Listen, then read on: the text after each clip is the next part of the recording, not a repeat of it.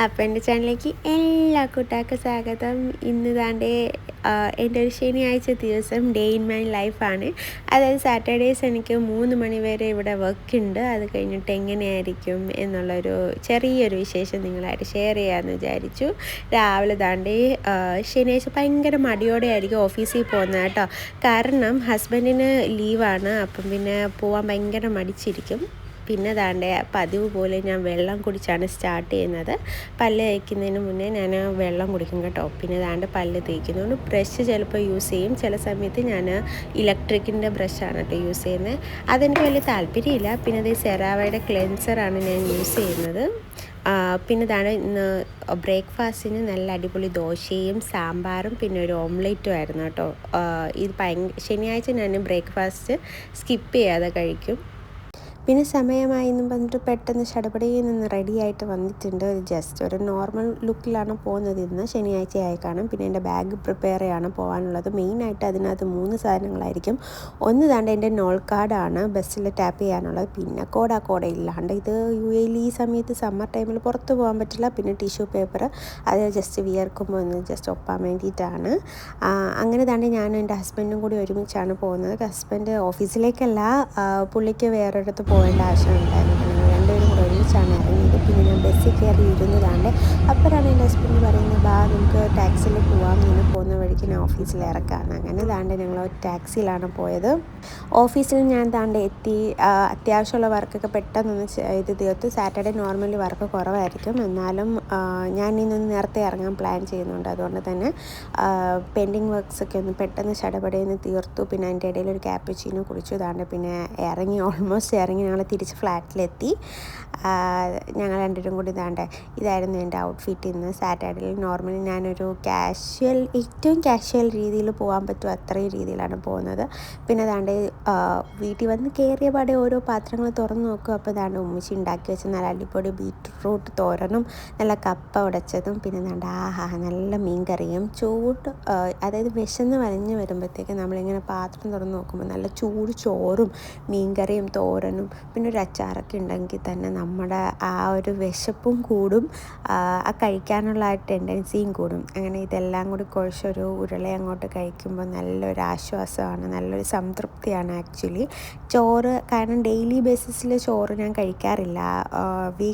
Weekend ഡേയ്സിലായിരിക്കും ഞാൻ ചോറ് മെയിനായിട്ട് ഇതുപോലെ കഴിക്കുന്നത്. പിന്നെ ഒരു ഉറക്കമായിരുന്നു കേട്ടോ. ഇത് ചോറ് അടിച്ച് കഴിഞ്ഞിട്ട് ഒരു ഉറക്കം ഉറങ്ങിക്കഴിഞ്ഞ് എണീറ്റപ്പോഴത്തേക്കും തന്നെ വൈകുന്നേരം ഒരു 5 മണിയായി. പിന്നെ ഒരു ചായയൊക്കെ കുടിച്ച് ഇങ്ങനെ പുറത്തോട്ടൊക്കെ ഒന്ന് പോയി ആ ഉറക്കത്തിൻ്റെ ക്ഷീണം മാറ്റിയെടുക്കുമായിരുന്നു. പിന്നെ ഞാനും ഹസ്ബൻഡും കൂടി പുറത്തോട്ടൊന്ന് പോയി. ഞങ്ങൾക്ക് ഒരു സ്ഥലം വരെ പോകാനുണ്ടായിരുന്നു. അങ്ങനെ ഞങ്ങൾ കാഴ്ചയൊക്കെ കണ്ട് ഞാൻ ഇങ്ങനെ കാറിൽ ഇരിക്കുമായിരുന്നു. ഞങ്ങൾ അജ്മാനിലേക്ക് പോവുമായിരുന്നു. അപ്പം അധികം അജ്മാനിൽ ഞാൻ പോയിട്ടില്ല. ആകെ 2 പ്രാവശ്യമേ പോയിട്ടുള്ളൂ. ഒന്ന് ഇതിന് മുന്നേ ഒരു ഇവൻറ്റിന് പോയിട്ടുണ്ടായിരുന്നു. പിന്നെ ഇപ്പോഴാണ് പോകുന്നത്. ഇതിന് മുന്നേ ഒത്തിരി വട്ടം അതായത് 2-3 വട്ടം ഞാൻ അബുദാബി താമസിച്ച ടൈമിൽ നേരിട്ട് ഞാൻ അജ്മാനിൽ പോയിട്ടുണ്ട്. എന്നാൽ ഷാർജ വരെ കറങ്ങിയൊന്നും പോയിട്ടില്ല. എനിക്കറിയില്ല, റൂട്ട്സും എനിക്ക് ഓർമ്മയില്ല.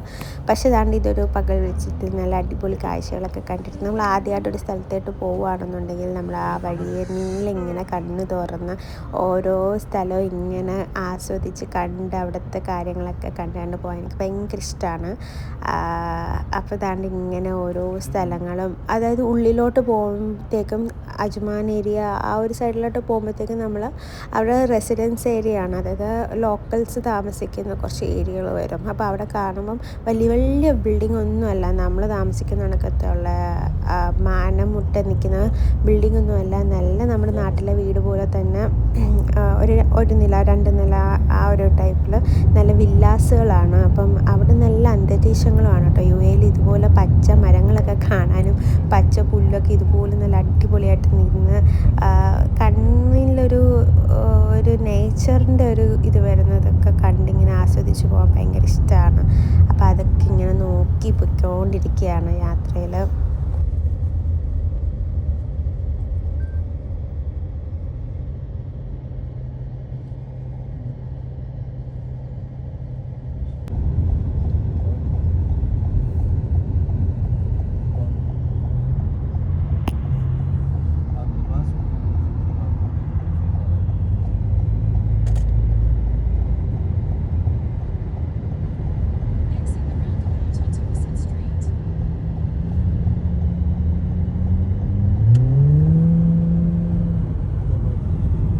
പക്ഷേ ഈ ഉള്ളിലോട്ടൊക്കെ താമസിക്കുമ്പോഴത്തേക്കും നമ്മൾ ജോലി ചെയ്യുന്നവർക്കാണെന്നുണ്ടെങ്കിൽ ആ ഒരു ബുദ്ധിമുട്ടുണ്ടാവും. കാരണം നമ്മൾ ഇവിടെയൊന്നും അധികം കമ്പനീസൊന്നും കാണത്തില്ല. നമ്മൾ ടൗണിൽ പോവേണ്ടി വരും.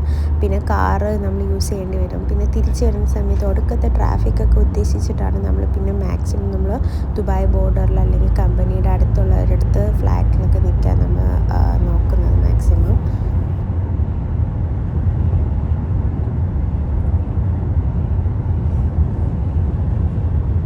ഇതിനകത്തൊക്കെ ലോക്കൽസ് ആയിരിക്കും കേട്ടോ.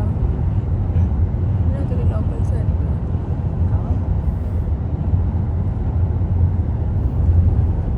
ഈ വീടിൻ്റെ വാതിൽ ഒത്തിരി ഒത്തിരി ചെറിയ ചെറിയ വണ്ടികളുണ്ടെന്നുണ്ടെങ്കിൽ